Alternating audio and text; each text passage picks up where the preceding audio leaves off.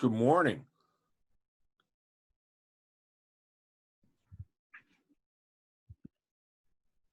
Good morning. How are you? Good morning. Oh, I hear a little guy in the background. What kind of dog you got?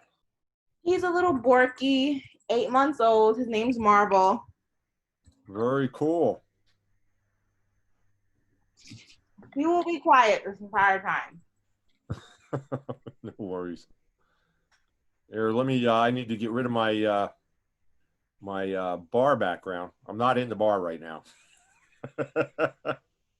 Oh, please. You're just showing where you wish you were. Actually, let's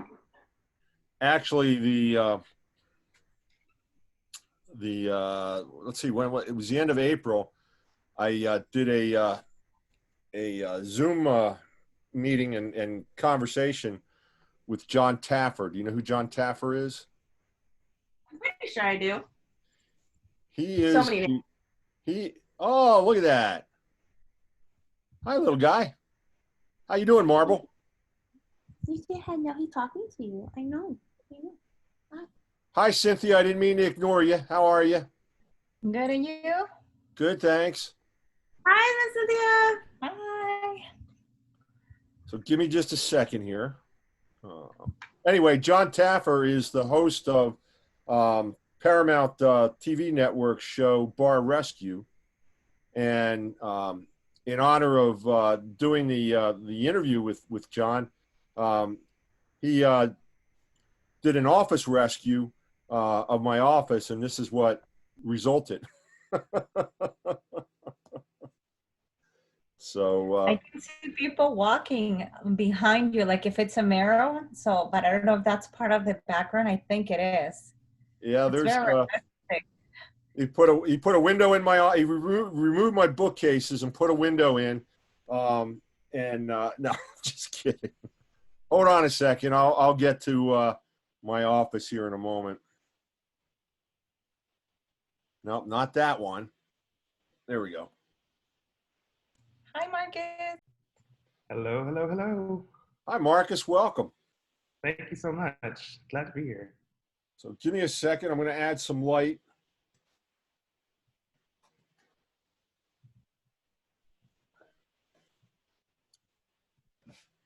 There we go. And I'll put some on the front too. And there we go. So,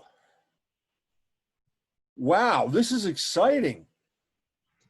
I have had classes with 23 students and have had nobody show up. And it is so much more fun when there's real people here. So, Marcus, I like your beach scene. Are you in a beachy locale, or are you wishing you were in a beachy locale? I am only wishing that I was on this private island right here. You know, my personal hut is directly in front of me, 10 feet. You just can't see it right now. Excellent. Yeah. So is that a Full Sail Hall of Fame shirt you got on? It is, yes. Hall of Fame 10. So not this last year, but the year before. Excellent. And were you are you a Full Sail employee, or were you just visiting, or how'd you come to get the shirt? I am. Yeah, I'm a Full Sail employee. Actually work in enrollment. But I volunteer for the Hall of Fame event probably every year for the last 5-6 years. Excellent, excellent. By far one of my favorite things that we do on campus, by far. Very cool. So you're then here in Orlando? I am, yes. Are you having to go into the office these days, or are you working from home? We've been working from home since March. Yeah, we got, I guess, about the third week in March. We went home with kids and have been in this situation ever since. So very rarely have to actually go into the office. The occasional mail check or things like that, but that's about it, really. Excellent, excellent. And what part of Orlando are you in? I am in Union Park. I was in Winter Park. Yeah, Union Park. So I'm right between Full Sail and UCF.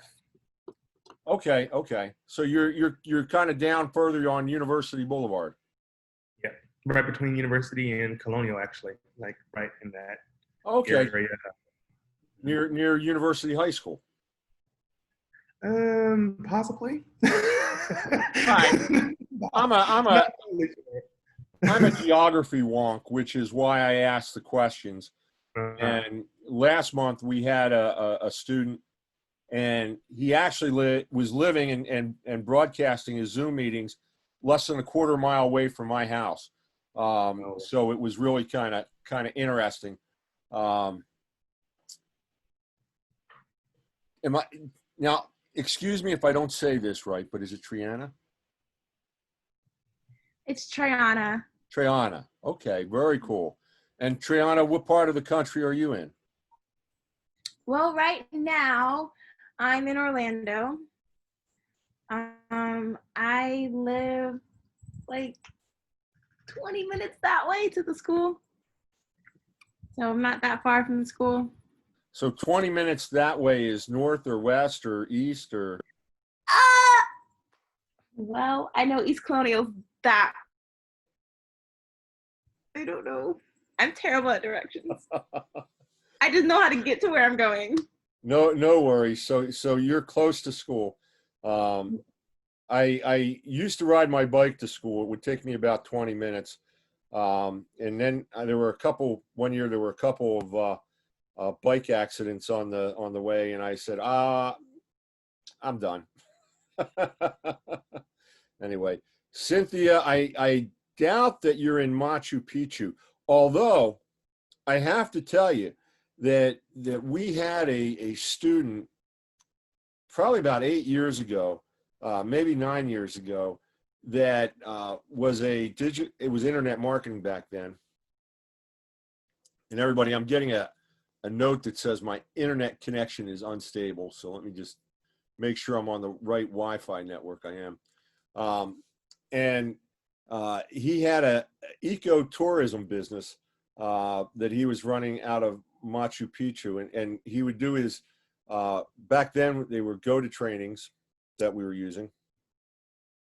Actually, I think even before that, it was another platform that we were on, and I was always amazed because in my mind, Peru, specifically up in the mountains, I'm thinking very, very rural and primitive, and he'd have to excuse himself every once in a while because goats would be going through his living room. And so I'm thinking this hut up on the mountain with goats going through, and yet he's got Wi-Fi and doing digital marketing. I was like, my mind was absolutely blown. So Cynthia, what part of the country are you calling from? I'm actually in Winter Garden, so I'm not too far from you guys. Holy everybody. cow, we have an Orlando cast assembled. How neat. Now, Marcus, you're working for Full Sail. Cynthia, what are you doing in terms of your full-time career? I actually am a staff member as well. I work Excellent. for Full Sail as well. I work in international business development. Cool. So I work primarily with international students.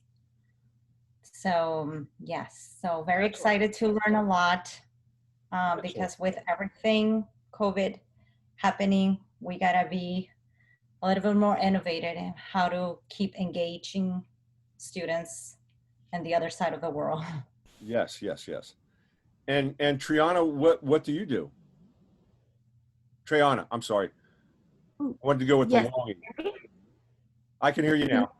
Okay. What was your question? What is it that you do full time? School.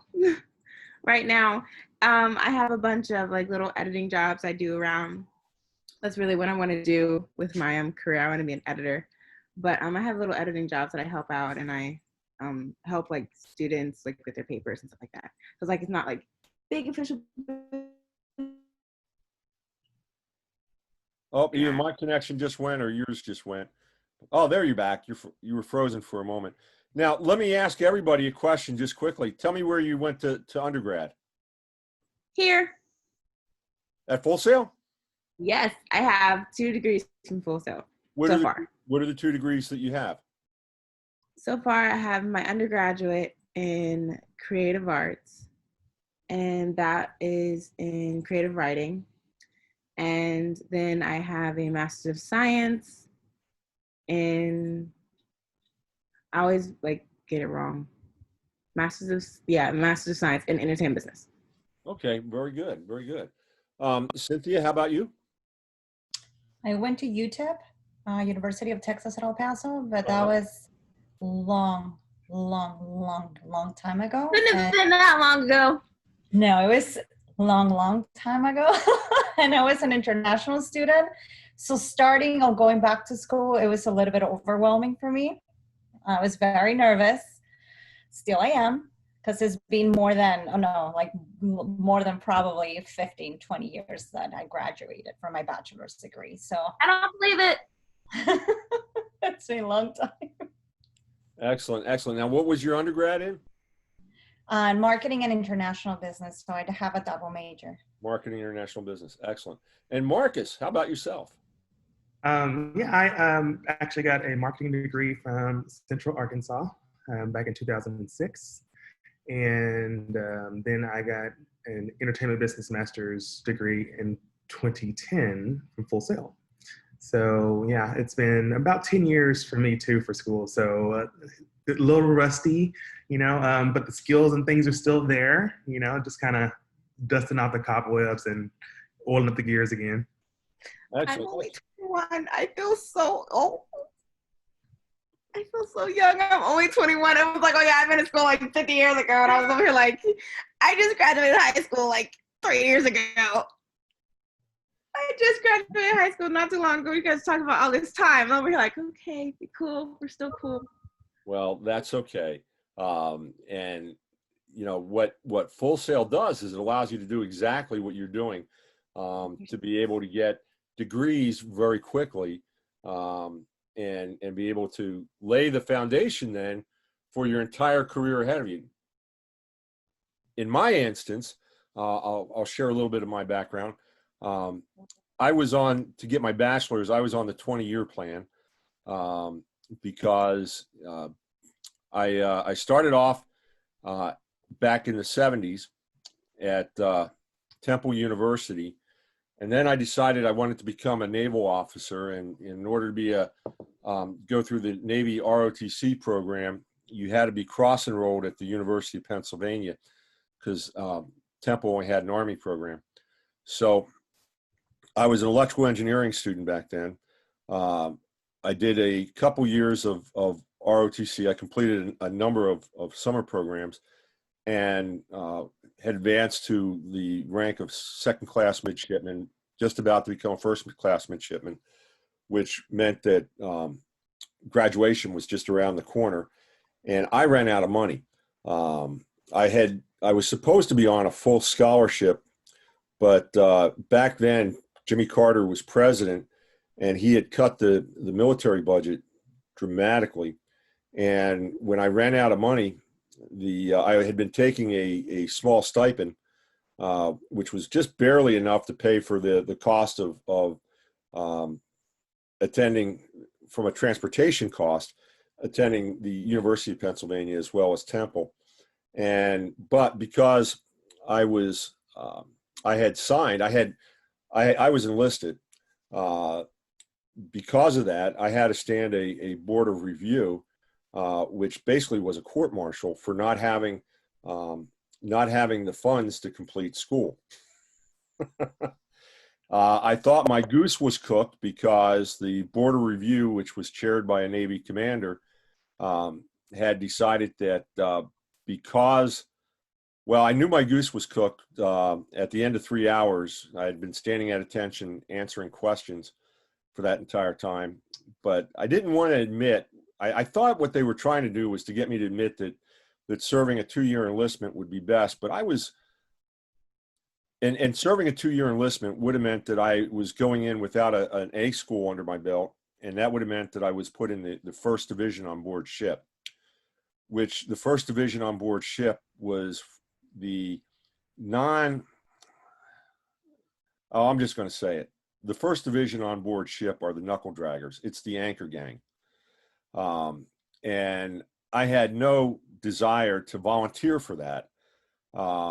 So I avoided saying that serving my 2-year enlistment would be the best thing for me.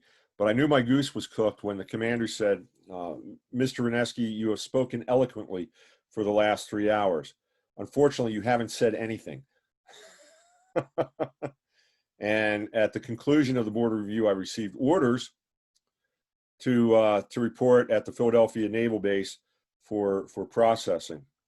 Well, that was to be 2 days from the board of review. That's how quickly things were moving. And then the next day, I got a set of orders from the commanding officer, who was a full Navy captain, the equivalent of a colonel in the Army. And Captain Thomas' orders had me reporting to him for a further interview.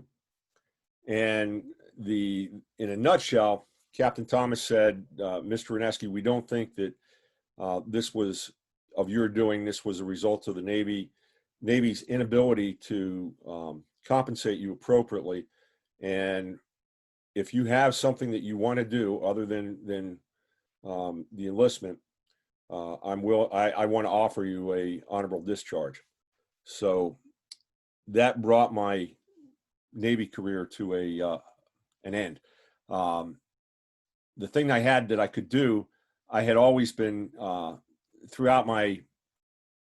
shortly after high school, I started working in jewelry stores, and I was a very good salesperson and had an extensive jewelry, gemstone, diamond, and precious metals knowledge, and thought that I could make a go of it in the jewelry industry, which I ended up doing over the next almost 20 years. I rose to a level of vice president, regional manager, and some other executive positions during that career. I left that career down here in Florida and went to work for the Walt Disney Company. And I opened up the World of Disney at Downtown Disney. I opened up the Animal Kingdom. I was head of the merchandise task force that opened Animal Kingdom. And then shortly after that, I left operations and I went into organizational development consulting and was an OD consultant for Disney for the remainder of my career. Well, most of my career. The OD department in 2004 was scaled down dramatically. And we went from having 31 consultants down to having 6. And I was offered a job in casting. Well, I was offered 3 jobs. I talk about bozo moments, and the first job I was offered was a job with the Bass Pro Shops, which Disney owned very briefly. And I was offered a buyer position with the Bass Pro Shops. At the time, I didn't even know Disney owned Bass Pro Shops. I said, what, are you soliciting offers from outside to farm us out? And so I turned that down. I was then offered a job with the Disney Internet Group, DIG, out in North Hollywood. And I should have taken that job. I had done work as a consultant, I had done work with the Disney Internet Group and its predecessor, which was Go.com. And but I was concerned about picking up my entire family and moving all 7 of us to California in one swift swoop. Might have been a good move, might have been a bad move. I'm not sure, but I probably should have given it a little bit more thought. I ended up taking a job with Disney Casting, which was the job that they really wanted me to take. Because although we had eliminated 25 positions, the work hadn't been eliminated. And the reason they wanted me to go to Disney Casting was so that I could learn all the technology processes that Disney Casting was using, because 7 months into my tenure in the Disney Casting role, I was a recruiter. I was hiring hourly employees and I hired salaried employees. I was then placed into the role of change lead for a technology project that I ended up branding the talent acquisition system. We were using a technology SaaS platform that was owned by Verve, which was a company that doesn't exist anymore. They've gone through a number of sales and so forth. And it used to be Taleo, and I'm not sure who owns it now or who bought the root technology, but for a while it was Taleo. And I was the change lead. I was working on, I was responsible for all the communication, all the process changes, and all the training that was involved in moving the entire enterprise. So not just Walt Disney World, but everybody, ESPN, ABC, Disney Consumer Products, Disney Cable, Disney Studios, Miramax was part of that. So I was all over the place, which was pretty exciting because I got to run some pretty cool meetings in some pretty cool places. But that lasted almost 2 years, and I had an office here in Orlando, and I had an office in Burbank, right on the studio lot. When I would go to lunch when I was in Burbank, I'd have to walk right by Walt Disney's old office, which, if you've ever seen the movie Saving Mr. Banks, most of that movie was shot, or a lot of that movie was shot right there on the studio grounds, and actually used Walt's office, which has been pretty much left as a museum memorial. At any rate, I ended up leaving Disney and went to work with a friend who had a motorized screen business, a distributorship for Phantom Screens out of Vancouver, Canada, and did that for 2 years, leading right up to the housing crunch. And since our target market was, we kind of looked at things a little bit different. We didn't look at people, we looked at houses. So our target market was houses. And since we were hitting the crunch, and the economy was shutting down around the building industry, we were very fortunate to be able to liquidate the company. And that's when I came on board with Full Sail. So I'm, let's see, this is either my 13th year, I'm coming up on my 13th year, I'm coming up on my 14th year. It's higher math, I can't do that stuff. Give me some calculus with integration and so forth, and I'm fine, but figuring out years, crazy. At any rate, I'm probably a little bit different than most of your instructors that you've had so far on a number of ways. First off, number one, I'm just like you right now. I'm a student as well. I'm the PhD in the classroom, and I'm pursuing one of my passions. I've had for many years a side business of a film production company, and decided last year that I would quantify and qualify my knowledge by getting the digital cinematography degree. So I'm midway through that degree right at the moment and having a blast. But the neat part is I get to see everything that you've experienced. One of the things that really bothered me as a student going through the core 4 of the undergrad program, and for a number of my classes, it wasn't until I got well into my digital cinematography classes that I ever saw a real professor. Sure, there were go-to trainings, and actually most of that was go-to back then, but the instructor was never on camera. So it was like listening to a podcast. There was no personal connection, which really bothered me because my doctoral research and my dissertation is relates to the synchronous delivery of instructor content. In other words, go-to and Zoom sessions. So that's what I studied for many, many years was how this technology can do something that's very important, and that is close the gap that we call transactional distance. Now, we could even be in the classroom together, and there could still be transactional distance between the instructor and students, and even the materials and the technology that you're working with. These gaps can develop. Technology or transactional distance then is not a physical distance. Cripes, we're all right here in Orlando, right? But what it really is a mental distance. And one of the ways that we can bring that closer is synchronous sessions, where you get all sorts of insights into how I relate to each of you. And you get that through not only listening to my voice, but you see my face, you see my goofy hand gestures and everything else. Plus you get to see a little bit of my environment as well.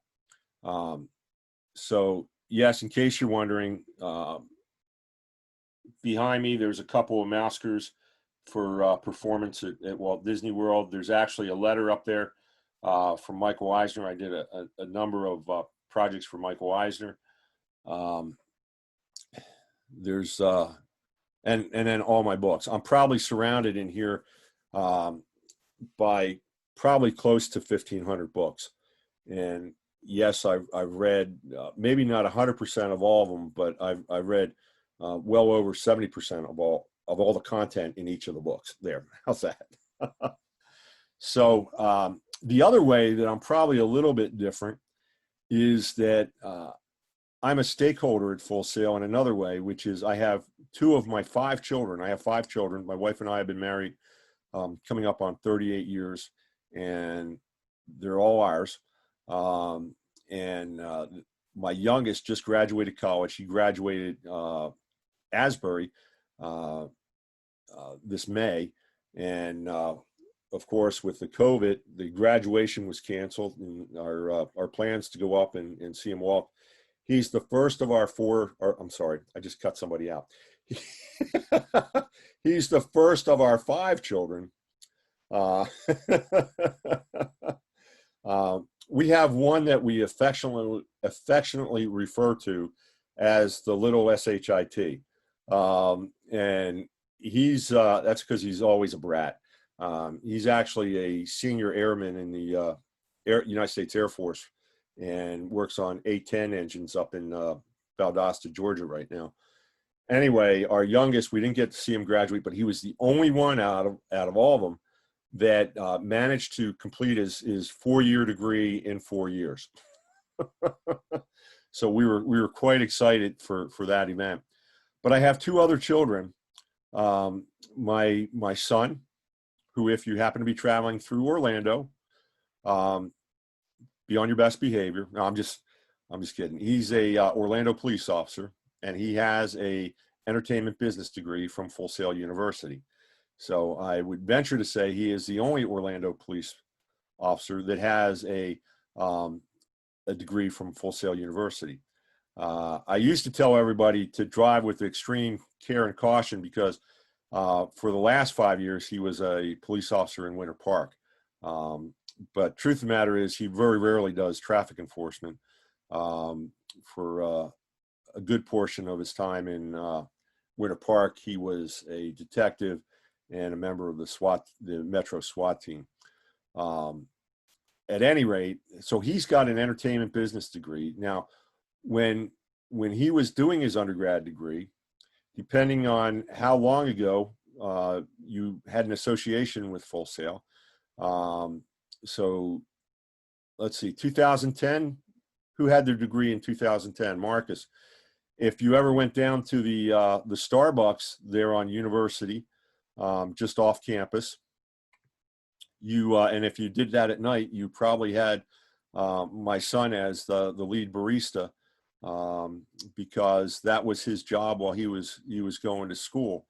And he would come home and he'd get done work around 9 o'clock, and then he would probably be up until almost 1 or 2 each night, as he would then plug his headphones in, sit at the dining room sit at the kitchen table rather, and end up doing his schoolwork. So I got to see him do his degree and be a parent. It was funny. I was actually teaching in entertainment business then, but right before that, I had left and had moved on to internet marketing. But all the course material that I had developed for entertainment business in data analysis and reporting was still all my content. So when he got to month 13, I'd be hearing myself at the kitchen table as he'd be watching my videos. So it was kind of interesting. My daughter, on the other hand, Cynthia and Marcus, you can probably relate very much to her because she was a financial aid bundler for Full Sail. She had her degree from UCF in sociology. And after she was at Full Sail for a while, she decided that she wanted to get the digital marketing master's degree. Back when I had the screen business, she was one of my marketing assistants, but that was really before digital marketing had really, there wasn't much more than SEO and having a website back then. So a lot of the work that she did was not digitally oriented. But at any rate, she got her Master of Science in Internet Marketing through this program, and she graduated in 2014. She now is on her third job. She went to work after graduate. Well, halfway through her degree, she decided that she wanted to go, she asked to go part-time and work part-time at Full Sail so she could pursue an internship. She worked for a nonprofit free for the last half of her degree program. And then she came back full-time after she graduated, but within 3 months, she had landed a job. And this was before scholarships and everything. So she and I paid for this out of our pockets. She got a job with Bon Air Media in Winter Park and ended up doing digital analytics for Bon Air Media. She was with them for a little under 2 years when she was recruited by a regional advertising agency out of Knoxville, Tennessee, the Tombras Agency. And she went there as a senior digital analyst, and she was managing the analytics for one of their major clients, which was Darden Restaurants, which was kind of neat because when she'd come back for dashboard presentations with Darden, we'd get to see her as a little extra bonus as she'd be coming and reporting in Orlando. And then she left Tombras, and she now works for Dynatrace, which is a software provider and service provider of analytics, and she's a higher level senior digital analyst for them. It's probably the best way to say it. I'll just put it this way: she has done very, very well with her Full Sail degree. She is now making well over 6 figures, and I've got to do 3 jobs to keep up with her. Whether you find a way to use your career with your current career at Full Sail, or you have plans afterwards and after you meet your commitment, know that these skills that you're going to receive in this program, they are highly marketable and highly sought after. And back when I was teaching data analysis and reporting, I used to have a phrase that I would use all the time, and that is, "Ye who rule the numbers rule the world." Well, the thing that makes digital marketing so unique and so different from traditional marketing, I had an inside sales manager at the screen company, which was called Beautiful Views Southeast. And my inside sales manager, whenever they would talk to somebody on the phone, the most important question they could ask was, "How did you hear about us?" and so that was always, trying to get analytics, trying to get data so we could make decisions as to how to spend our advertising budget was always so critical. Well, in the digital realm, and what makes digital marketing so unique is that we can measure everything. And so digital marketing is a very analytic profession. Now, it's interesting. Well, I'm a great analytics guy. The two classes that I teach, this one, and in case you didn't know, the good news is, or the bad news is, you'll determine that probably by the end. You will have me for public relations too. So you get me twice in your program. For a while there, I was also teaching. Go ahead, Marcus. Is that for both the graduate certificate students as well as the master's students? No, the certificate students, they don't have public relations. So are you all degree or certificate? I'm a cert student. Okay. I'm a certificate student. Who was that? Me? Treyana, you're a certificate student? Yes, sir. Okay. Me All too three. as well. So I think the three of us. Holy cow, that has never happened before. Well, how interesting. So Well, that may explain why we're all here. We only have 4 months, so we're trying to make the most of it. Exactly.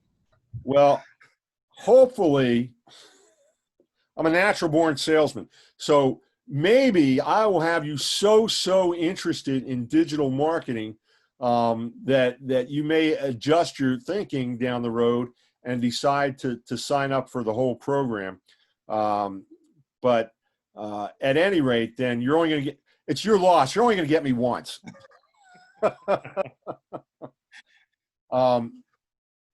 And you're probably saying, well, what's the harm in that? We've been on this call for over a half hour and you haven't talked anything about new media marketing yet. Well, I'll probably run over, and if you have to leave, that's okay. There's some archives on the platform that you can look at, but I'll as long as you're here, I'll continue talking till I cover what I have to cover. So that's my commitment to you all. If we do get to 12 and you got to go, everything that's important is in the archives. But I think building relationship with you all and getting to know you, getting to know what your goals are and where you want to be is equally important. But having done most of that now, well, I'll give you two other tidbits about myself. I'm glad we're only showing from here up, because while I used to be a marathon runner, the pandemic has certainly added poundage to this person. Not that I haven't run marathon. I ran 10 Disney marathons in a row, one of only 158 people to do the first 10. So on my desk at Full Sail, I have another Mousker that says that I'm a member of the Perfect 10 Club for the marathon. So I've got some poundage. So the COVID-20 got you too, huh? Yes, it did. At any rate, let's talk a little bit now about your course and new media marketing. So this week, you've got one assignment, which is the discussion. And what I would ask you to do in the discussion is really take a look. You got a lot of different options to look at, including, I believe I still have in the either in the discussion or in the Zoom, I have the John Taffer interview that I did. And I was going to ask John all sorts of questions, because in his TV show, he really talks about new media marketing, even though he doesn't label it that. And in every episode, there's an element of new media marketing that he brings in. But I threw all that out because I wanted to get his thoughts on what marketing would look like in a post-COVID-19 environment. So we spent our time talking about that. So that's I think a very valuable interview to listen to. But you have pretty much full access to a number of, well, almost the entire library of podcasts on marketing profs that you can choose from. But I want you to listen with an ear towards new media marketing, and think about how what they're saying in the podcast, how it relates back to new media marketing. And that's your discussion. Now, in my class discussion, I expect graduate level discussions. And what that means is that I don't want opinions. I want informed opinions. So if you're, it doesn't have to be APA formatted, but the idea that if you're saying something and you got it from somewhere else, tell us where you got it from, and then include a reference at the end. Again, I'm not worried about the formatting component, but I do want you, in other words, I don't want you just to write what you're thinking. What's the purpose of going to school? But I want you to do research and think, and then apply it to what you've learned in other classes as well, and integrate and synthesize that content. There is no right and wrong in terms of your thinking. If you totally blow the concept, I'm going to tell you blew it, but I'm not going to ding you for it, as long as you did your due diligence and you supported what you said with other arguments, with other research. I want you to think, and thinking and learning, it's not always about being right. And in what you're going to learn as a graduate, and if you already have the entertainment business degree, you may have already come across this, that the playing field is less and less defined. You define the playing field, and you define the rules. If I've got a couple videos that if you haven't watched, please go back. One of them is what it means to be a master's student. And to be a master's student means, one, you acquire the ability to dive deep into a subject and master that content very quickly. As a corollary to that, in my class and a couple of the others that you're going to have, you may find that we don't give you everything you need. We don't tell you do A, B, C, and D. We may tell you A and expect you to research A well enough so you can figure out B, C, and D. That's what a master is. And so it's very different than being an undergrad. I've had a number of undergrads come in and express concern in past courses, and which is great, because then I just set them right up for what I just told you all, that no, we're not going to define every term. We're not going to lay out every procedure all the way through, because where we're working and what we're focused on at a master's level is strategic thinking. Okay. Every class has a major component with regard to strategy. Now, if I were to ask you to give me a definition of strategy, what would you say? I would say creating a plan and executing it to meet a goal. Very good. I like to think of strategy as, if we look at life, and by the way, if you can master this model, you can write any paper, anywhere, anytime, for anybody by applying this model. And that is that we go through life by crossing 2 points. Point A, which is where we are today, and point B, where we want to be tomorrow. And strategy is simply the tactics that we have to employ to get from point A to point B. And that is what strategic thinking is all about. Now, another way to look at it in much more colloquial terms, in the undergrad programs, we teach you how to make meatloaf. We give you the recipe. and we encourage you to get your hands in there and get them messy and ugly, but when you're done, you've got a meatloaf. In the master's program, we teach you what to do with the meatloaf. And that involves more than just eating it. So what we do is we deal in strategy, and what we're teaching you in this course, New Media Marketing, is what is an influencer strategy. Now, we could teach you, and if you were to take the undergrad internet marketing or digital marketing program, you would be not in a new media class, you would be in a social media class, and you would be learning what to do with social media, or how to do things in social media. So you would learn you would learn all the ins and outs of social media. You would learn, how to build ads in social media. And oh my God, let me just tell you, years ago, I used to run Facebook ads, and I hadn't done any advertising for quite some time. And I went in for a client a couple months ago to develop some social media ads in Facebook and LinkedIn. I love LinkedIn ads, by the way.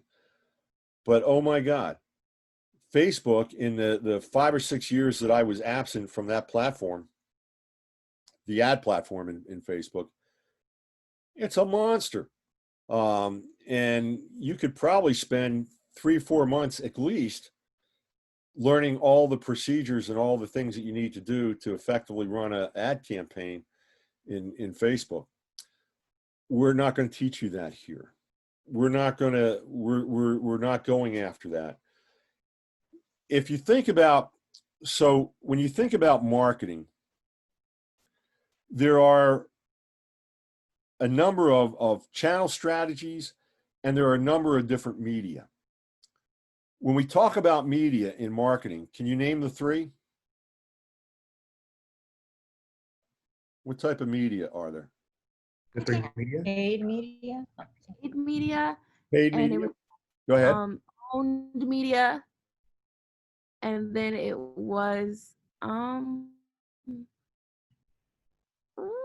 'cause media.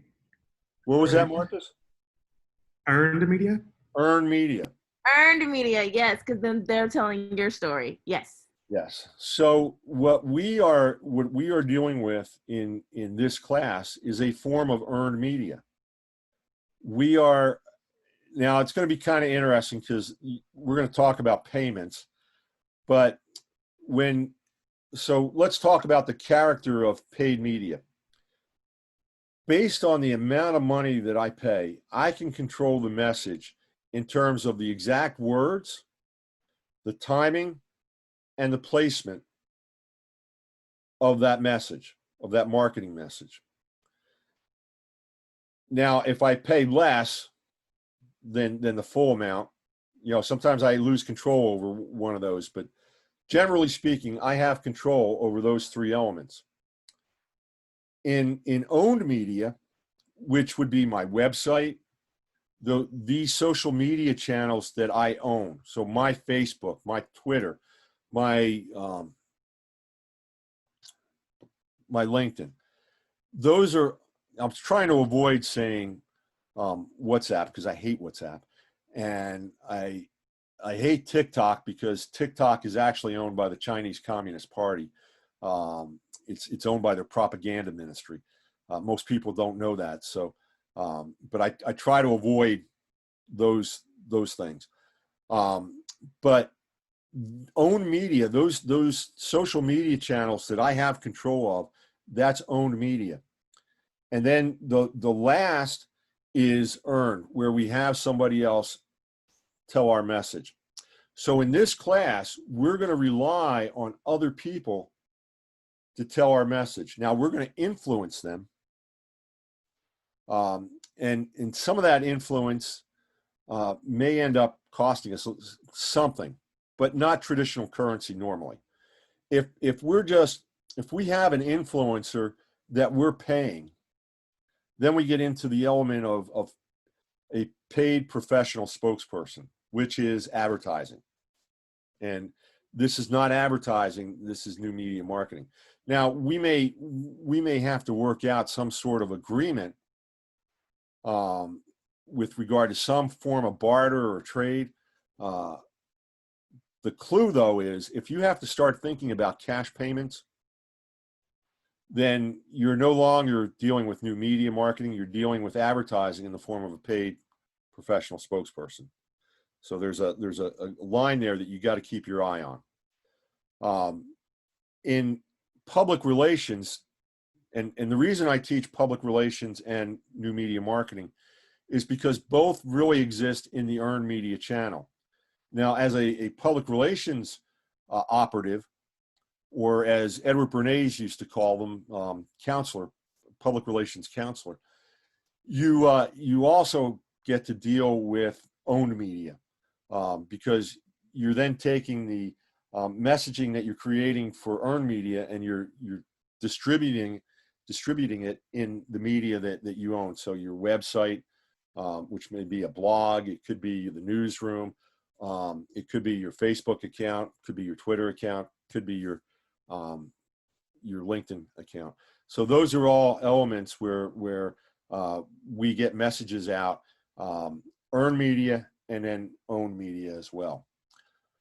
All right, so what you need to do in terms of the assignment this week are twofold. You need to first go through and create personas. Have you been exposed to personas in the past? Cynthia's saying no. I don't think so. Triana? Marcus? So a persona, basically what you're doing is, the other wonderful thing about digital media is through technology, we kind of have the ability to speak one-to-one.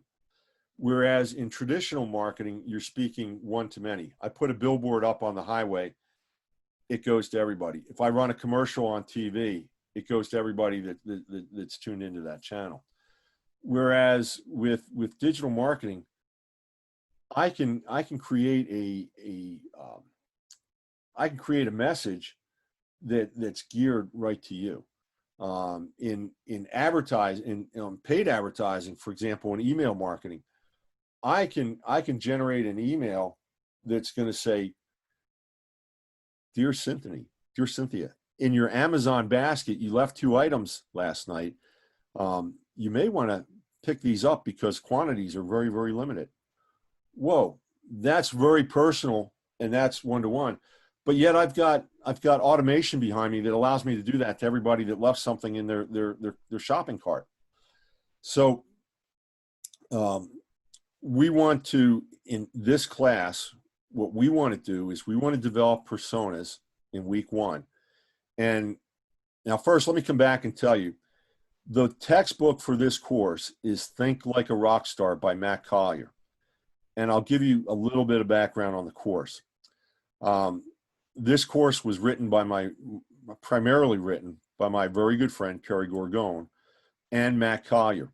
Kerry is who, when this course was originally developed, it involved basically you all trying to create viral products that would go viral on new media channels. And then Kerry decided to go a different direction, and she partnered with Matt Collier, who is the author of Think Like a Rock Star. Kerry and I were very good friends because we were both hired on the same day. We both started in entertainment business, and Kerry's who actually encouraged me to transfer from entertainment business to internet marketing at the time. Kerry also happens to be an attorney. At any rate, she no longer is with Full Sail. She works for Marketing Profs. And but the textbook that really this course is focused on is Matt Collier's book, Think Like a Rock Star. It is a very short book to read. And I will tell you that my daughter told me that out of all the reading material that she went through in this program, the most enjoyable and the easiest to read was Think Like a Rock Star. She said it was the only book that she read cover to cover. So go ahead, Marcus. So this is the same Carrie whose podcast we'll be listening to Yeah. for the post? Yeah. Okay. Yes. So you will, I would highly encourage you to read Think Like a Rock Star. I believe so much in Think Like a Rock Star and the content that's in there that if you don't use the material and footnote it in your presentations, and I only ask for presentations in this class, I take points off. Okay. So spend an evening or two, break it into two if you want, but read it. It's a great book. Now, can you find, Matt Call, your videos and other things throughout this course and on the YouTube and so forth? Of course. But the material in the book is critical. One of the first concepts that he talks about is understanding who your customer is. In other words, understanding the persona that you're working with. And he devises three that you have to know. You have to know who's buying your products. You have to know who's fanatical about your products. And then he wants you to figure out who is influential, who can be influential about your products. Actually, we add that one in. So the first two are pretty easy. You can do through, and by the way, you don't want to just sit there and kind of create this information. Do research. You want to do action research. How do you do action research? Well, for your case study company that you chose back in month 2, I guess, you want to go to their website. You want to go to their social media channels and take a look at who is interacting on those channels and what you can learn about them. Basically, in this course, I teach you how to be a stalker. Now, I'm going to have you sign some paperwork later that will make me not complicit in anything that you do after this course, but you're going to have the skills, okay? So you want to identify the behaviors, what we look for in a persona. We want to understand their demographics. Who are they and how, what things can we identify about them? We want to understand their geographics. Where are they located? We want to understand their psychographics. Anybody know what a psychographic is? How they think about things? Yeah, it's how they're wired to think. And where that comes from is understanding their values and their beliefs. For example, right now, one of my beliefs is, and so a psychographic of mine is, I won't buy anything made in China. And so that influences my entire shopping. When I go to buy something on Amazon, the first thing I do is scroll down through the information to see where it was made. And if it's indeterminate or it says China, then I go on and look for another product. So I'm one of those consumers that that's part of my belief and my that I'm not going to purchase anything from China. The behavior then, which is the last part of the persona, is how does that equate to behaviors?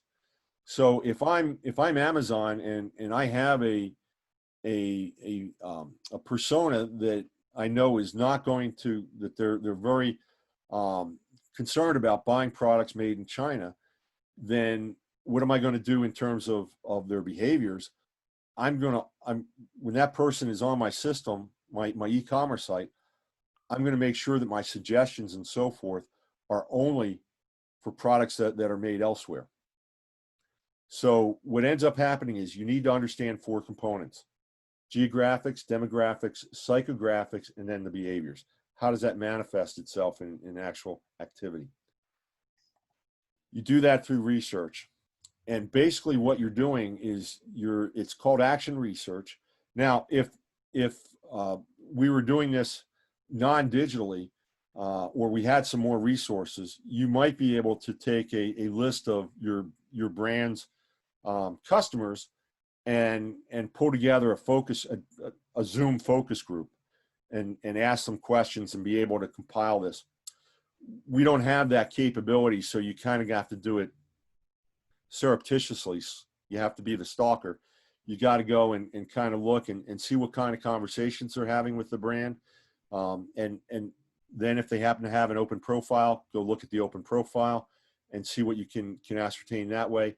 And you want more than just one. You want to kind of create a composite of what your brand's customer looks like. Now, even though they're a composite, later on, when we talk about the messaging and so forth, you're going to segment those into some differences, but you want to make sure that you're putting that together. Now, what if your brand doesn't have an active social media or an active blog where there's commentary and so forth? Then go to a competitor and look at your closest competitors and see what their customers look like.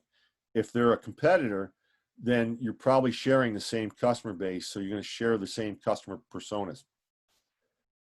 So that's developing the persona. Now that's going to be important because, and you're going to do that for the persona, for the fan, and then the influencer is a little bit different. The influencer is somebody that is capable of telling your story. Now it might be a fan that you can groom into being an influencer, or it might be a blogger that just shares an interest in the knowledge domain that your brand works in. So it could be somebody, let's say that your brand has something to do with pet supplies, and so you develop a persona for an influencer. That persona has to have a love of animals, a love of pets, and whatever else that you determine. So you could find somebody that's not a customer, but that has a great blog about pets. They would be a perfect influencer. So you're going to develop those three personas. And then at the end of that, you're also going to make a decision as to whether you're going to pursue for this class a brand ambassador strategy or a influencer strategy. Now, what is a brand ambassador? Well, a brand ambassador is kind of like a super fan.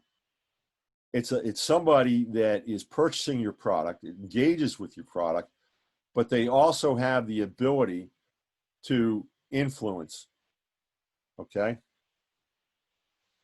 So at the end of the assignment, you want to say, going forward, I'm either going to pursue an influencer strategy or a brand ambassador strategy. Now, one thing to note between the two, an influencer strategy is more like a campaign. Influencers are going to come and go. So you're going to engage influencers probably around some specific campaign. For brand ambassadors, because they're customers that are fans, your strategy may be your engagement with them may be much longer. In my own mind, I like to think that ambassadors probably have about a 2-year lifespan with the brand, and then they just tire out. And influencers, I like to see campaigns be 3 to 6 months with an influencer. Now, I may bring them back for another campaign later if they did a good job, but at any one shot, I try not to go longer than 6 months with them. So that takes care of 2 of the 3 critical elements for your assignment. I think I can wrap this up in 10 more minutes, just to give you a heads up. The last piece is with regard to goals. I asked you to do macro and micro conversions and goals. Let's talk about goals in general. So before you have a goal, the first thing that you have is an objective. An objective is when you say something very simple, like, I want more people to know about my brand. That's a lofty idea. It's a lofty wish. It's an objective to increase knowledge about the brand. It becomes a goal when I add a number to it. I want at least 10,000 more people this year to know about brand X. I've made it a goal by adding, I want 10,000 more people to know about brand X. We talk at Full Sail, we talk about SMART goals. Do any of you know what the acronym SMART stands for? Go ahead, Marcus. Specific, measurable, attainable, realistic, and timely. You got all but one. Which one did I miss? R. The R. Not realistic? What's the R? Reachable, Reachable. right? Close, but no, the attainable covers both of those elements that you just gave me with R. R actually stands for relevant. Sure. Yeah. And the relevant component is something that comes back again, fitting into the overall strategic picture. And the last one is time bound. So let me come back to, I said, I want 1,000. How many people did I say? 1,000, I guess. I want 1,000 more people to know about the brand this year. When I say this year, I'm putting a time bound component to it. Although a whole year is kind of long. Time bound might be more specific, break it up in chunks. But at any rate, it's time bound. It's got a time frame to it. So it's specific. It's measurable. I can count how many new people are landing on my web page, or landing on my Facebook page, or Facebook likes. I can begin to aggregate a number of different metrics to be able to determine if I'm gaining that 1,000 people. So it is measurable. 1,000, if I break it down by 12, it's less than 100 people a month. I can do that, right? That's certainly attainable. But relevant, where does the relevant come in? Well, relevant has to do with the total alignment of goals. Give me a second.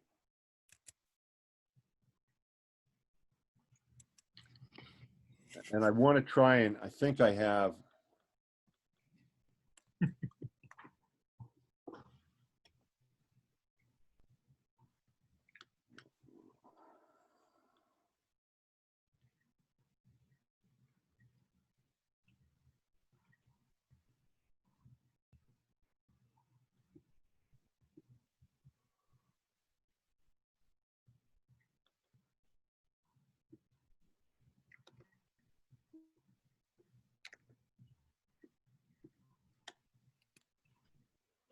I'm going to share my screen.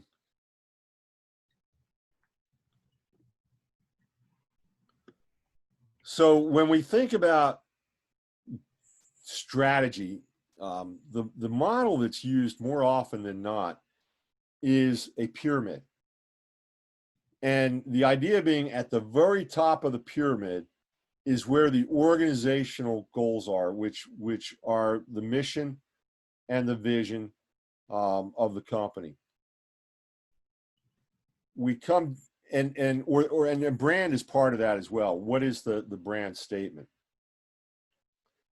Then we come down to each department's goals. So what are the marketing goals?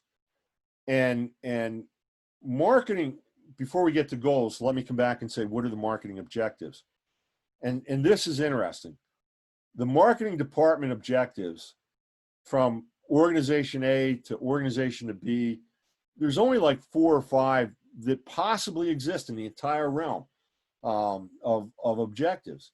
And the 3 that I usually end up with are awareness, brand awareness, conversion. We've got to sell something. We got to convert that user, that lead, into a sale. And then finally, long-term, the LTV of that conversion, or that consumer, that customer, the long-term value. Why? If I spend all my time constantly recruiting new customers, it's very, very expensive. Secondly, if I do a great job of taking the customers that I have and turning them into fans, long-term value, then they're doing a lot of the awareness work for me. I don't have to spend that money again. And not only that, if I can keep them purchasing, I'm not having to spend all the money to recruit and work them all the way. Are you all familiar with the marketing funnel? Do you know what the marketing funnel is? Can you give me a basic, if I were to say break the marketing funnel down into four items, could you do it? Partially. We saw it in our last class. Okay, so write this down. This is a bell ringer. This is important. I'm going to tell you over the course, there are several things that you need to know like the back of your hand.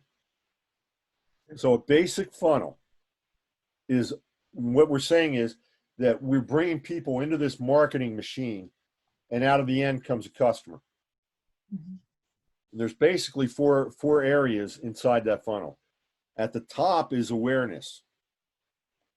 Once we make them aware, then what do we want to do? We want to go ahead and make them develop some interest. Okay.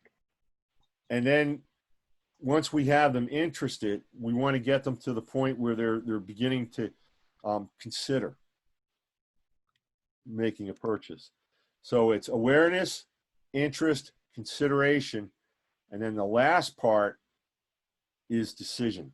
They make the decision to make the purchase. And as marketers, what we do is we help people come all the way through that funnel. There's different things that we can do at different points as somebody is moving through that funnel. But those four basic steps you need to know like the back of your hand. So it's awareness, interest, consideration, decision, and conversion. So decision and conversion is the same step? Yeah, did I give you 5? Yes, sir. The second one.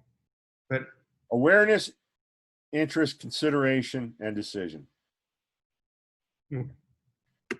If you Google marketing funnels, you'll see them where they have 7 and 8 steps, but go with those basic 4 steps. You can't go wrong with those 4. I think I was confusing the marketing funnel with the buyer's journey, which was a different concept that we had looked at, but similar, I guess. Yes, actually, the buyer's journey and the funnel go hand in hand. Okay.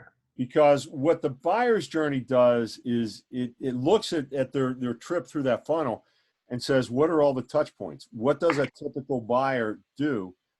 And where the funnel is, this is how you get funnels that are like 12 different steps.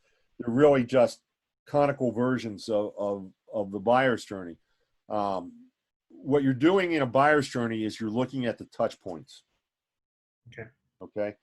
And that's something that we'll, I don't know that we'll get into too much in this particular course. Okay. But understanding that basic concept of those 4 layers of the funnel, I think you, as a marketer, you have to own those. Okay. So what you're doing then is you're taking the mission and vision and then working with the marketing department's goals and objectives, which again, the 3 that I see all the time: awareness, conversion, and LTV, long-term value. And what you're doing then is setting those objectives putting a number to them to make them a goal. And then what you're saying, this is where it gets fun. You say, how are we going to achieve that? What are the tactics that we have to use in order to achieve those goals? Now, this may sound like rocket science, but it's not. It's really very simple. When you say tactic, really all that tactic is a lower level objective. And you can take that tactic and make it a goal by doing what? Add numbers to it. Add a number to it, and it becomes a goal. So that's how you get higher level goals and lower level goals. Where you're eventually trying to go to and try and understand is that you want to get down to where you have tactics or goals that you can look at a metric that becomes a KPI. A metric that's attached to a goal is a key performance indicator. So all KPIs are metrics, but not all metrics are KPIs, because not all metrics are actually attached to a goal. Okay? In terms of people, you know, if we were just dealing in the tertiary world, this would be much the same. The lowest level would be those drilling down this pyramid to get to levels that we could assign it to individual people to do. But in the digital realm, in digital marketing, we're looking to get down to the point where we can say that this is a KPI. Now, a lot of times I see students, when they present their goals, they start with the micro, which is the bottom level, right? Don't. Always start at the top to show how everything aligns.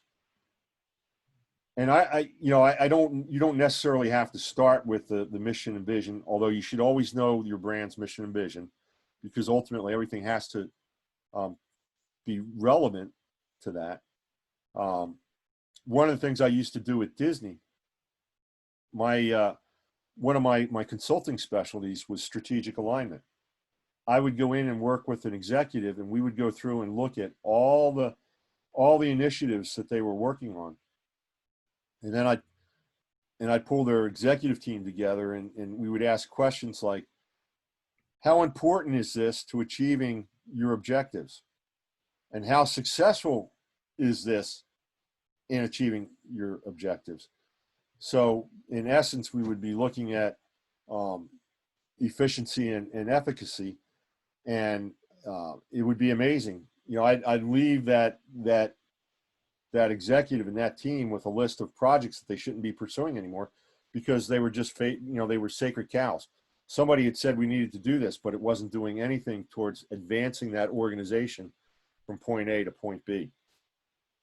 So that concept, and what I said from a writing standpoint, if you got to write a paper, you know, the first thing you need to think about is, what is the ideal state? Because that's the point B that you're moving towards. And that ideal state is normally some variation of a model or a theory that has been identified. And then the current state is where you are. So if you can explain the model, explain the theory, explain where you are, and then write about the things that you're going to do to get from point A to point B, that can be as big or as little a paper as you ever want. And you can put almost anything into that scenario. Hint, hint. So your mission with this first assignment then is to talk about your departmental goals and or objectives, and then the micro things that you're going to look at. So I just don't want a laundry list. What I want are 2, 3, or 4 objectives, departmental marketing objectives, and then several things that you're going to do to support that. So here's another big hint. This is a class in new media marketing.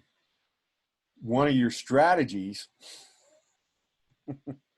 should be to implement a new media marketing plan.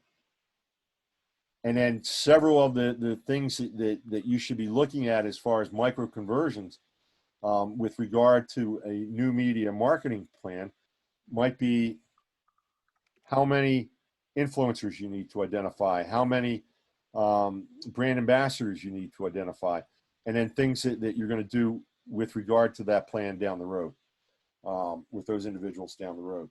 So again, you might say that one of the marketing goals is brand awareness, and make that a goal. And then you might have new media marketing as one thing. You might have paid search as another. So you can have two different sub goals that are working towards that larger one, but one of those in this class needs to be new media marketing, right? Or otherwise, why are we here? And you'd be surprised at how many folks don't get that. So there you have a dive into both the homework and a lot of theory as it relates to new media, and questions that you may have that I can answer. Any thoughts, comments, concerns? This is your time.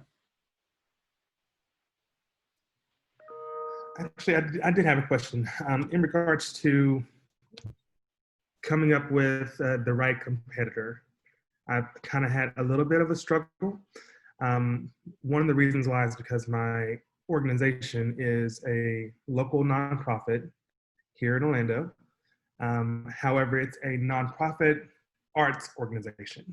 And so I am attempting to identify the right competitor, whether it's in the performing arts world or if it's actually in the nonprofit world, because of donor dollars that we're trying to get as far as that's concerned. So it's like looking at the customer piece of it, it's our arts competition, but looking at donations and support of the actual organization, I'm looking more at, I guess, nonprofit dollars, I guess. And well, so let me tell you, nonprofits are probably the toughest business model that you can work with. Great.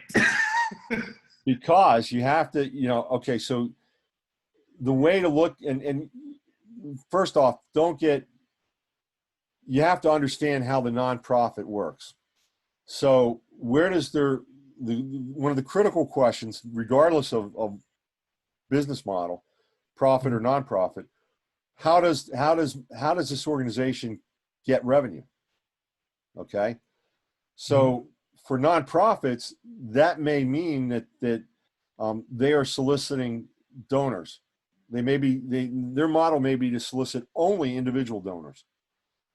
Their model may be to solicit only corporate donors, or they could be doing both, or they could be funded totally by grants. And then there's also, what's that? There's also ticket sales, fundraising activities amongst the actual membership. Like there's a lot of different revenue points, I guess. Well, but trust me that money is peanuts. It depends on the offer, right? You need to look at the financials, and see where the revenue is coming from, and that'll tell you probably where to put your efforts. But you also have to look at so we identified out of 3 revenue sources, we also then looked at 2 audiences, and in reality 3. For as many revenue sources, there's the same audience. How does the individual, what motivates the individual donor to donate? Is it how many people that the organization is serving? A lot of times that's a contingency with grants. There's got to be a certain base of people that are benefiting from the nonprofit reason for existence, the service that the nonprofit offers. And so then it's important, you know, you might have multiple campaigns. You might have a campaign that's focused on gaining more users of the service. So that would be an awareness campaign, where, for example, I used to do, when I was with Disney, I worked with the board of directors for SOFL, Special Olympics of Florida. And some of their funding is tied to how many athletes are actually participating in their events. Mm-hmm. So SOFL has to do a good job of recruiting athletes, or they can affect their revenue sources. So that's a target audience that a campaign may be focused at. At the same point in time, SOFL is campaigning individual contributors. So they have a campaign focused on individual contributors. They have a they may have a campaign that's also focused on corporate donations. All three of those are separate campaigns. All three of those could be new media marketing campaigns, but each one would be a different campaign with different influencers. Okay. I'm not saying throw your nonprofit out the window. I'm just telling you that it's challenging, and I like personally, I like challenges. So I think nonprofits are fun, but recognize that you really have to think through each campaign, each audience, and each revenue source, and almost create a matrix of what you're doing. And then, I mean, some grants are actually they will pay based on the actual membership. So what the numbers within the membership, or what communities are represented within the membership. Some are actually paying based on how many people are being affected by what they're doing. And so it is a little complicated, but I'm up for the challenge, I guess. Oh, Right. I would be. Like I said, I spent 2 years working with the board at SOFL. Let me tell you, if you're confused about nonprofits, members of the board were. I was on the board, so I'm in that same stage. Like, we had to make a lot of these same decisions. So like, one of the reasons that I'm pursuing this is actually to be able to better help them make better decisions in regards to some of those things, based on my experience actually being on the board, and some of our obstacles that we hit that we weren't able to really work around and work through because we didn't have that expertise there to get us there. Good. No, that's excellent. One of the first decisions that a board, a nonprofit has to really grapple with is whether its board members are advice and decision approvers, or are they do they have actual accountability for a function? What I walked into at SOFL was some board members were simply there at board meetings and offer support and decision making, and then there were some on the board that were actually heading up, for example, the marketing department. So there was no consistency what the governance actually looked like. So that's one of the first, from an OD standpoint, one of the first things that the board has to grapple with and be clear about is exactly what type of governance structure and roles and responsibilities. So, and then from there you dive into the marketing, and like I said, it's as sticky a wicket as it is at the governance level. So no, I think it's great. What is the nonprofit, if I can ask? It's the Orlando Gay Chorus. They've been here in Central Florida for the past 30 years, actually in our 30th year this year. Cool. So I've been involved in it on every possible level, from starting as just a member and a singer, to leading different committees, to being president of the organization. I was the first Black president, which I was kind of proud of. Oh, that's very cool. And then I served on the board as a part of that responsibility. And so for a year and a half, that was my board experience. And so I really learned a lot about the inner workings of nonprofits and how this one in particular works. And so I was able to identify a lot of different things that we could, just small tweaks here and there would make a huge difference. And so that's kind of what I'm looking to take. Excellent. So do you sing too? I do. Yes. What part do you sing? I'm a tenor one. I'm in the rafters as far as the male voices are concerned. You would never have a clue as to what part I sing. Are you a baritone? I don't know. What part do you sing? I'm a bass too. Oh, nice. You guys are rare. I haven't sung in a long, long time. I used to sing church choir, and back in high school, I was part of our a cappella madrigal group. But in the morning is when my voice is lowest. I'm probably about 20 to 30 notes off the bottom of the piano in the morning. Yeah, I'm pretty much Barry White until about 2 o'clock in the morning. Okay. So, any other questions? Did I answer yours, Marcus? Yes, you definitely gave me some direction to go through, for Okay. sure. Cool. Thank you. Cynthia and Triana? I'm just like my head is just like going 10,000 miles at this point. So much to like, and like my head is going to explode. But I'll definitely reach out to you because I think I'm gonna have a lot of questions. I'm focusing more on international marketing, specifically starting like I'm thinking about the influencer, you know, in one region and a different language. So I just have to start thinking about it. And it's funny that you said WhatsApp because actually my last assignment I spoke so much about WhatsApp because it's just so popular outside of the US. So it's just like I'm still thinking about a lot of things, but it's international marketing. So I'm trying to see where do I start pretty much. So I may reach out to you. I hope you don't mind. I think that'll be fun. Okay, so on a fist to 5 in terms of how valuable today was, fist being 5 being you really liked it and enjoyed it and got a lot out of it.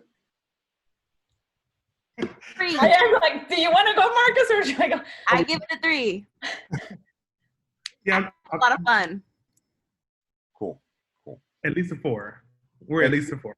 At least a 4. Man, I'm going to have to work really hard next time. Yeah, I give it a 4 too. I like really the interaction. I really like. I know it's an online degree, but I really enjoy this interaction. I'm having a great time. Cool. Well, I'm going to bring it to a close then. We're at 91 minutes. But like I said, you know, and the archives that I have on, I have 2 different sessions, and I always give I'm not going by script here. So you're going to get a slightly different variation. And if you've got a question, you may find it in the archive. But again, what I will end with is I'm not like every other professor. I've seen the value with my own kids firsthand, how important your degrees are. And so, first off, let me tell you, see, this will be a trick. I'll know who watched archives from the rest of your class. If you communicate with me through the platform, I will tell you that I get 200 to 400 messages a day because I'm a marketing guy, and I filter with rules, and even with that, I still in my inbox, I still have a ton that come in. When you do something, I have FSO set up, so when you sneeze, it lets me know. Now, the bad part about that is that they all come in looking the same, and I have to actually open them and see what it's saying. And even when I do that, you know, sometimes it doesn't process, and I don't catch exactly whether you're asking me a question or you're just letting me know something or so forth. When you want an answer from me, and you want it as quickly as possible, my personal, I don't have it because it's in the charging stand, but my personal cell phone number is 407-267-8600. Again, 407-267-8600. That is not Full Sail. That's me. And if you call me or if you text me and you don't get me, or you can email me at jreneski@mac.com or jreneski@fullsail.com. That's not using the FSO messaging system, but that's direct. Any of those, well, in order of identification, text and phone, always high. Then the email directly to me from your personal account will always more than likely get noticed before I see something from the platform. That's not to say that you can't use the platform, but just know that even when I'm looking, I get so much activity from the platform that I don't always catch the specific. But if you need me, text me, okay? And if I don't answer right away, and you really need me, text me back. Bother the heck out of me because something probably went wrong with the message. When I just had a granddaughter, and the first weekend I was pissed as all get out because the rest of my family were getting pictures, and none of my texts were coming through. And then Sunday morning, I woke up and I had like 12 messages that I'd never seen before that were combination of text and picture, but just bother me. And if I don't answer the text, give me a call. And if I don't answer the call in a short period of time, leave a message, but call me back. I'm not gonna be upset. As a matter of fact, I want you to feel that you can reach out. Now, don't hit me with dumb stuff. Make sure that you do some research and you look and so forth. But when you have a need to reach out to me, please, please, please reach out and know that I'm there. Most of my colleagues, I aggravate my colleagues all the time because I give out my personal cell phone. Like, you can't do that. And I'm like, I just did. So feel free. Just don't abuse me. I get abused enough with 5 kids. But I want you to have a great month, and I want you to feel that you master influencer marketing when you leave here. Okay. Okay. Excellent. All right. So that's it. Have a great week and reach out if you need me. Okay. Thank you so much. Okay.